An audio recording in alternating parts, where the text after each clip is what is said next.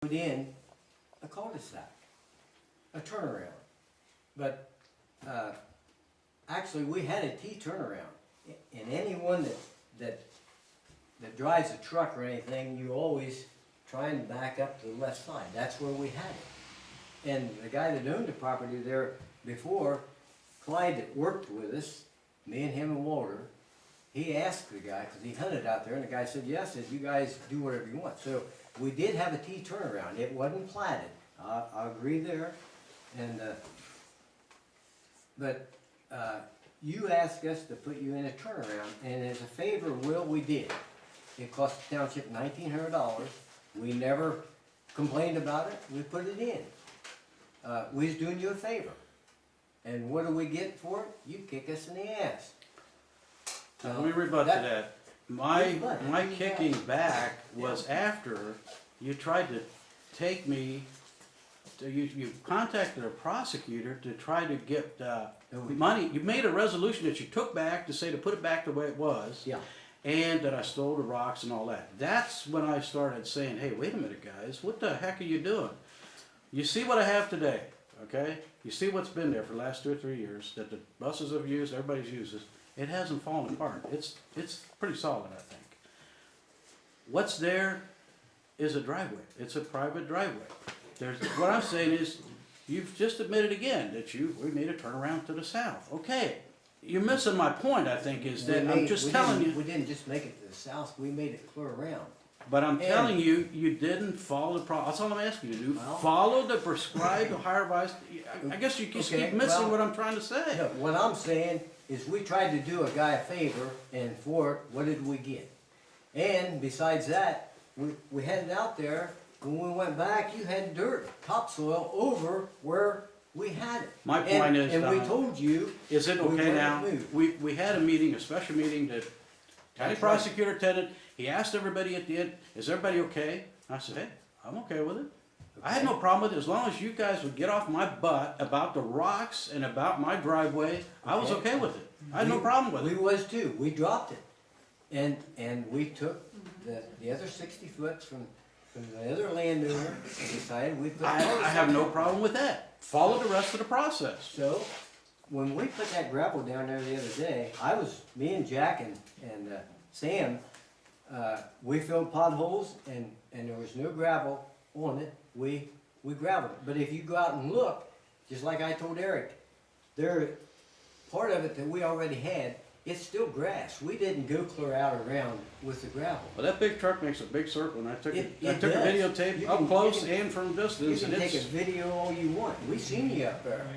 Remember, the road was 12 foot. It's still, actually, the public roadway is still We got 12 foot. 60 foot right away. I'm not talking right away. You're missing my point.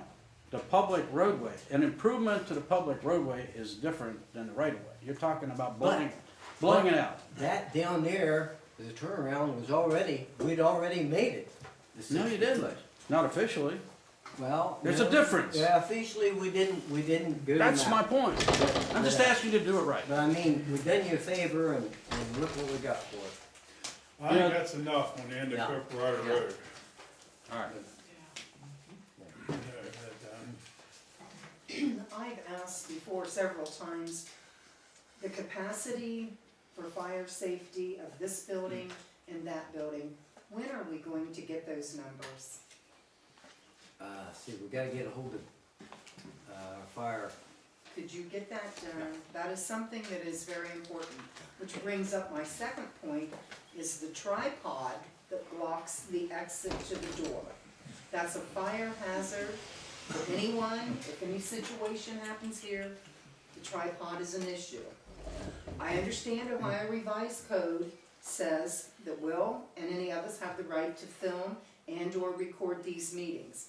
However, it does not say that a tripod can be used and it cannot be a fire issue, a safety issue, or anything like that. I read that specifically. And I would like to see that issue addressed. We put him back there next to the furnace, but. And I tripped over it one time coming in, and Will tell you that my husband and I were coming in, and I actually did trip over that. So no matter where you put him, it's an issue because it sticks out in the aisle.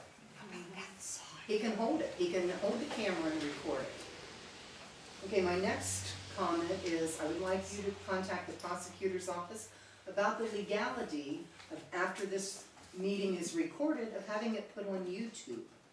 Because not one of the residents in here has signed a release to have their voice, name, recording, or anything done, put anywhere else in any public right-of-way except at this public meeting. And that is something, that is an issue that needs to be addressed. My fourth and final comment, which I've managed to make in less than 5 minutes, has to do with the fact that you're going to be cutting down a lot of trees along the right-of-way. And I would like to know what the township does with the firewood from those trees, because I see that as a source of revenue for the township, and it could be put up here for sale, and the residents could have an opportunity to buy firewood. Usually, The landowner tells them what they want to do.